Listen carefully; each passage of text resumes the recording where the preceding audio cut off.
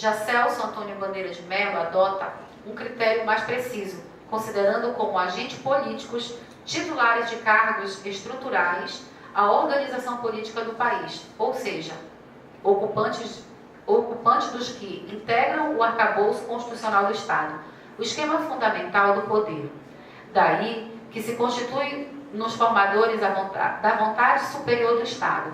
São agentes políticos apenas o presidente da República, os governadores, prefeitos e respectivos vices. Os auxiliares imediatos do chefe do Poder Executivo, isto é, ministros e secretários das diversas pastas, bem como senadores, deputados federais e estaduais e vereadores, mantêm vínculo de natureza política com o Estado e não profissional, pois exercem um munus público.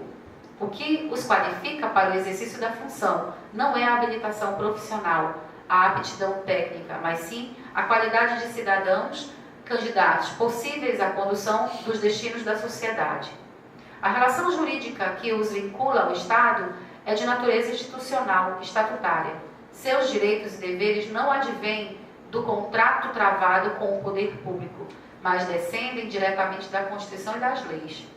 Esse mesmo critério é utilizado pelos administrativas José dos Santos Carvalho Filho e Maria Silvia Zanella de Pietro. Consoante se verifica respectivamente em suas obras Manual de Direito Administrativo.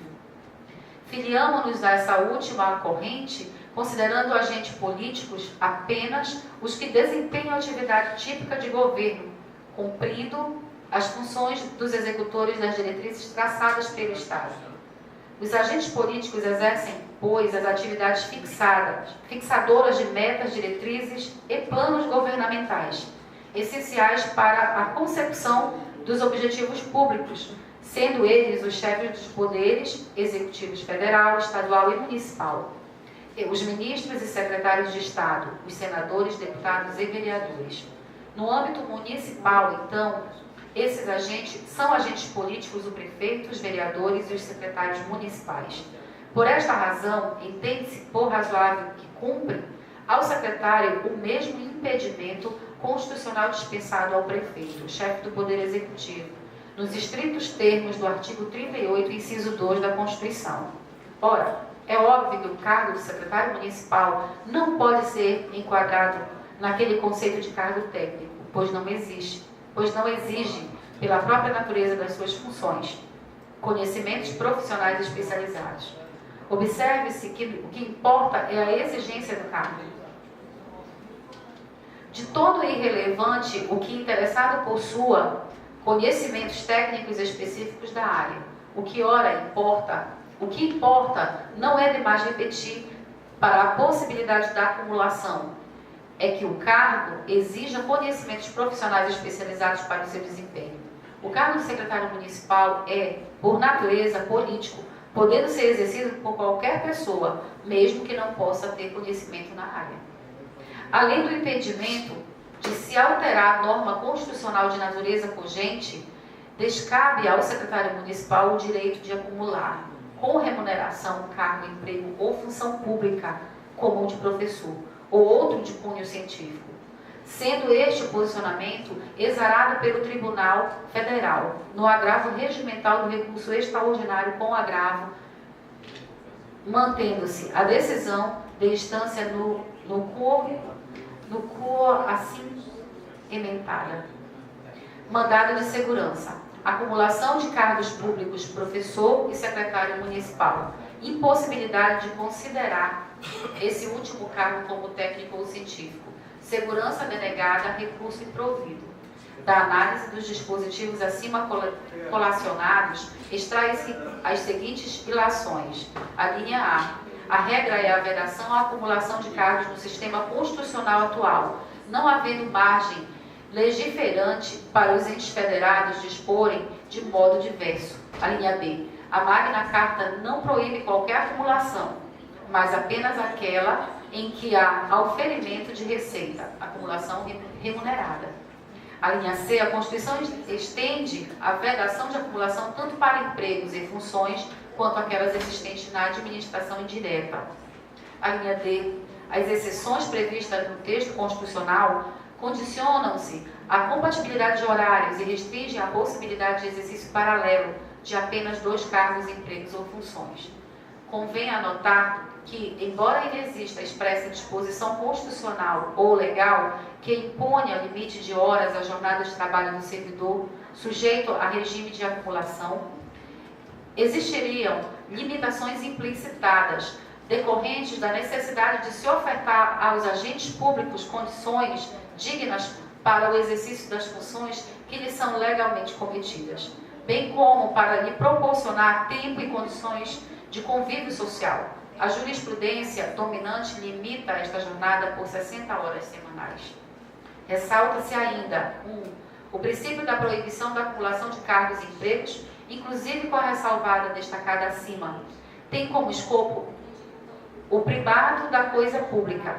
As exceções estabelecidas não se objetivam privilegiar gratuitamente ou diferenciar pessoas de forma desarrazoada. Não é em seu proveito que se permitem casos de acumulação, mas não é para que um servidor passe a ser mais poderoso ou mais afortunado. 2. De maneira consentânea com o interesse público e do próprio servidor, a compatibilidade de horário deve ser considerada como condição limitativa do direito subjetivo constitucional de acumular a irrestrita da sua noção exclusivamente a possibilidade do desempenho de 2 cargos ou empregos com observância dos respectivos horários, no tocante unicamente ao início e término dos expedientes de pessoal em regime de acumulação, de modo a não se abstraírem dos intervalos de repouso, fundamentais ao regular o exercício das atribuições e do desenvolvimento, a preservação da rigidez física e mental do servidor. É opinião de Crepella Júnior que essa compatibilidade deve ser natural, normal e nunca de maneira a favorecer os interesses de quem quer acumular, em prejuízo de bom funcionamento do servidor público.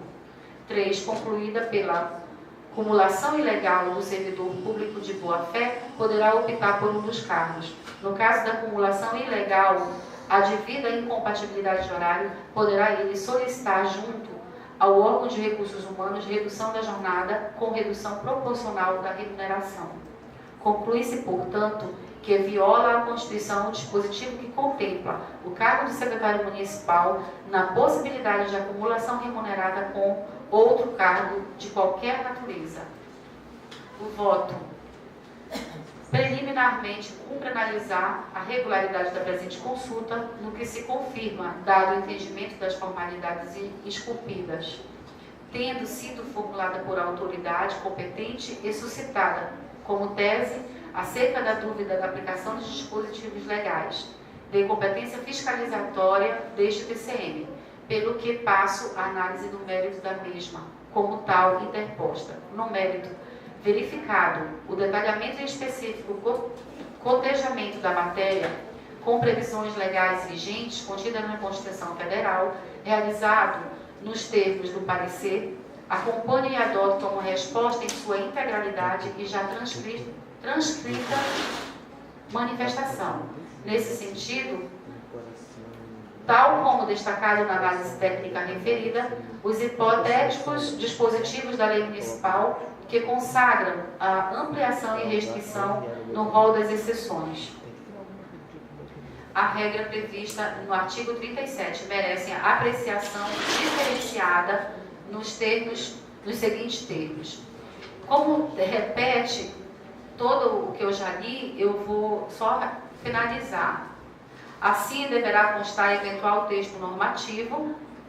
Verifico nessa hipótese que o permissivo em tese constante da norma infraconstitucional não poderá deixar de obedecer aos estreitos limites autorizadores do texto constitucional. Isto porque sempre será observado, no caso concreto, a possibilidade de compatibilidade do exercício simultâneo de 2 atividades, sob pena de aplicação da restrição interposta pelo chefe do Poder Executivo Municipal. consubstanciada no inciso 2, do mesmo artigo 38. Assim, deverá fazer constar no eventual texto normativo na esfera municipal que a possibilidade de acumulação neste caso estará condicionada à compatibilidade de horários das funções simultaneamente exercidas conforme paradigma constitucional.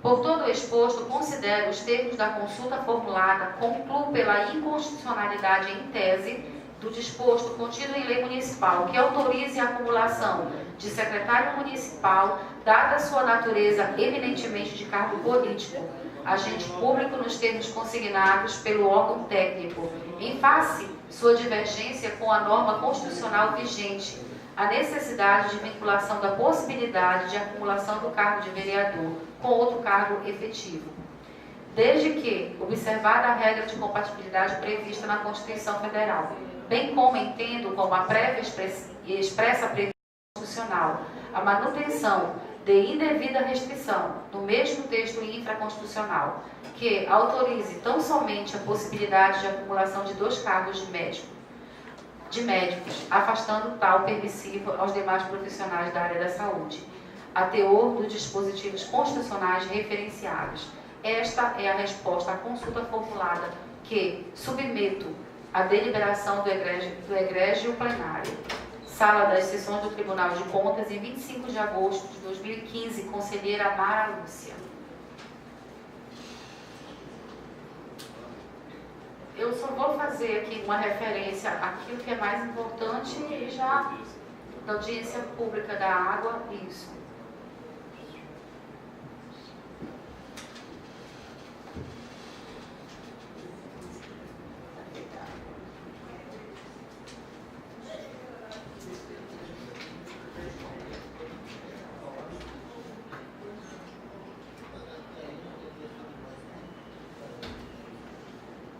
Eu vou ler o teor que serve para todos os outros, foram convidadas todas as autoridades e foram convidadas associações e instituições do nosso município. No mesmo teor é para todos.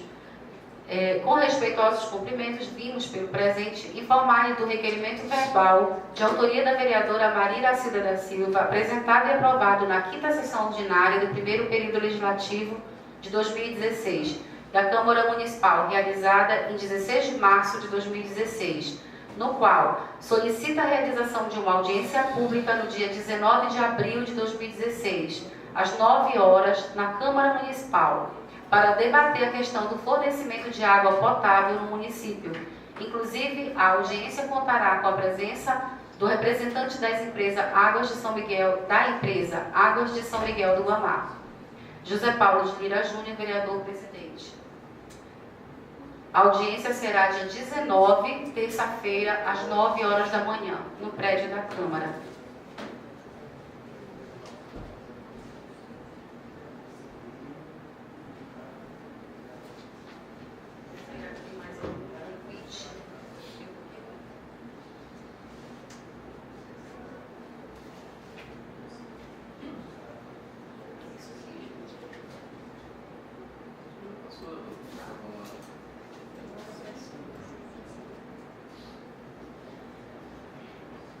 Eu também acho importante esse aqui, o ofício número 009/2016 CPL, assunto licitações. Dirijo-me a Vossa Excelência para comunicar o cronograma de licitações que já foram publicadas. Modalidade pregão, todas são de modalidade pregão. Objeto, medicamento de ordem judicial, no dia 7/4, material de expediente do Centéias, dia 7 já passou, material de construção elétrica e peças para lanchas escolares, dia 13, material de consumo do programa Brasil Carinhoso, dia 19, serviços gráficos da SEMAD, CEFIM, dia 19 também. No mesmo dia, material de expediente de educação, PPDE. No dia 15/4, gêneros alimentícios para a saúde e material de limpeza para a saúde. No dia 20/4, material de expediente para a saúde.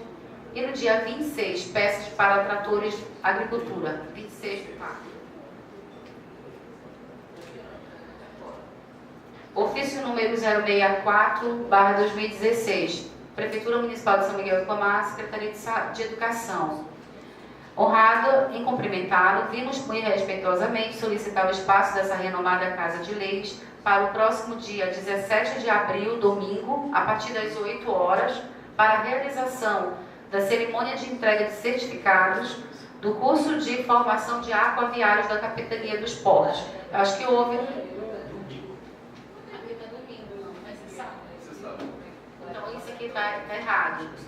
Desconsidera, é sábado, 10 horas.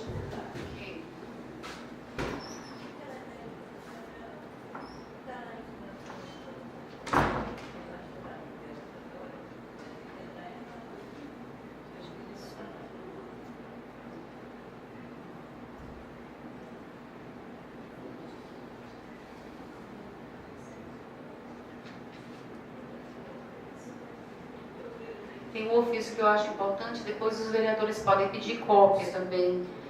Em resposta ao ofício número 73 da Secretaria Municipal de Educação de São Miguel do Palmar, presta esclarecimentos à atual situação da educação de jovens e adultos, EJA, a Câmara de Vereadores. A centralização da educação de jovens e adultos em 2016, somente em 2 escolas, Padre Leandro Pinheiro e São Pedro, foi pensada a partir das observações das escolas em que ofereciam esta modalidade em 2015 na zona urbana, como a escola João Simão Travassos, Nicolo Peixoto, Padre Leandro Pinheiro, Raimunda de Carvalho de Melo Pinho, São José Operário e São Pedro, pois houve uma desistência muito alta, como mostra a tabela abaixo por escola.